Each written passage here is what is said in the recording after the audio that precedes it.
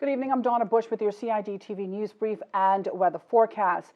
Now, the Ministry of Health confirms the passing of a patient with COVID-19 complications who was admitted to the Cayman Islands Hospital from the 4th of October. The patient who passed away this Sunday, the 15th of November, was a resident of the Cayman Islands who tested positive after arriving back on island from travel abroad. Following the positive test, now the patient at first remained in isolation and then was moved to the Cayman Islands Hospital after their symptoms worsened. The ministry notes that the patient falls into the category of persons considered to be at high risk of complications from COVID-19. This is the second person to die of COVID-19 in the Cayman Islands. The first was a tourist from a cruise ship who was admitted to the local hospital to receive urgent treatment for an unrelated health condition.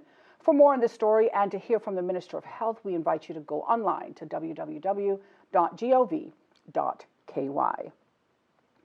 And speaking of COVID-19, there are some good things happening around the pandemic. That's why congratulations goes out to the Cayman Islands Government on winning the Social Project of the Year Award 2020 for its work on the Cayman Islands COVID-19 Field Hospital. Social Project of the Year Award winner, Cayman Islands Government. Cayman Islands Government was recognized on the world stage for its project management and delivery of our field hospital, which was constructed during the COVID crisis. This really recognizes the fact that the Cayman Islands government can be world class.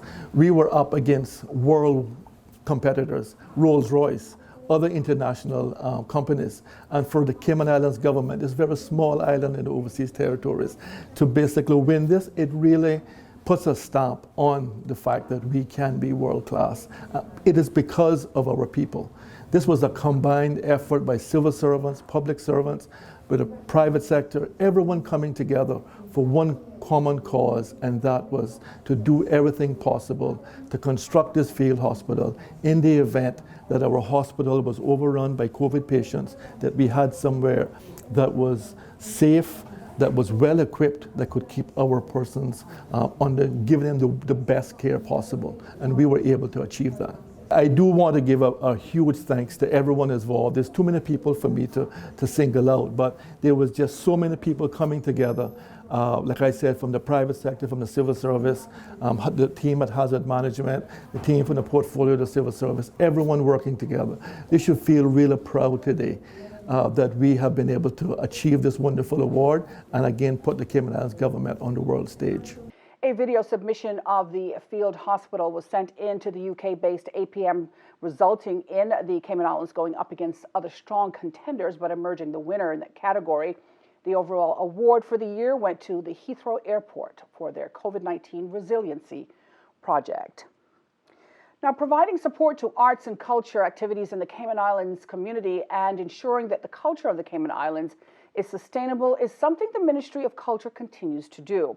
Recently, the Minister for Culture, the Honorable Dwayne Seymour, received a copy of an album from the family of the late Jonathan John Ebanks, a musician who at the time of his passing was preparing his latest works, Heading Home, a tribute to his journey and a synthesis of reflections capturing the central themes most important in his life's travels.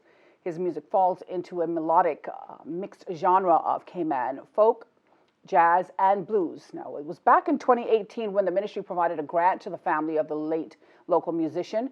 They thanked the musicians involved in completing the album and the ministry for its support at a critical time by helping to bring the late musician's dream to fruition. Now, copies of the album Heading Home are on sale at Pure Art for $13, with proceeds going to the Clifton Hunter and Edna Mole Schools music departments. Moving now to today's forecast. Today's high temperature reached 89 degrees, the low 77. We can expect partly cloudy to cloudy skies with a 30% chance of showers and some thunder. Winds will be from the east to northeast, 15 to 20 knots. The seas are rough with wave heights of 7 to 9 feet, with possible 2 to 4 feet southeasterly swells. A marine warning remains in effect. Now, the synopsis calls for fresh northeasterly winds and rough seas, which will continue across the Cayman Islands area as Hurricane Iota continues to strengthen and is expected to make landfall over Nicaragua this evening. Isolated showers are expected over the next few days as the outer bands of Hurricane Iota moves over the Northwest Caribbean. Radar images show isolated showers in and around the Cayman Islands area, which are moving towards the southwest. Remember, for the latest in weather forecasts, you can go online to weather.gov.ky or simply download their app, CINWS. And that ends today's news brief here on CIG Television. I'm Donna Bush, wishing you a safe and wonderful night.